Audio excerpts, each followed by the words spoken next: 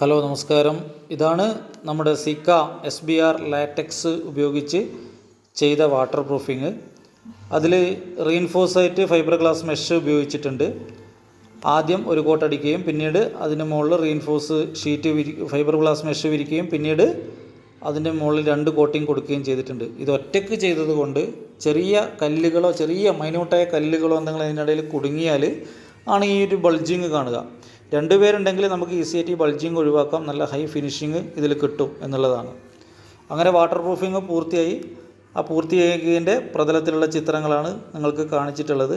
Zika SBR latex ലോകത്ത് തന്നെ 1-ാം നമ്പർ വാട്ടർ പ്രൂഫിംഗായ സിക്ക SBR ലാറ്റക്സ് ആണ് ഇവിടെ വാട്ടർ പ്രൂഫിംഗ് ആയിട്ട് ഉപയോഗിച്ചിട്ടുള്ളത്.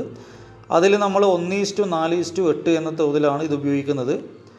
അപ്പോൾ ഈ വീഡിയോ ഇവിടെ അവസാനിക്കുകയാണ്. ഇതിൻ്റെ ഒരു വീഡിയോ ഇതാണ് നിങ്ങൾ കണ്ടിരിക്കുന്നത്.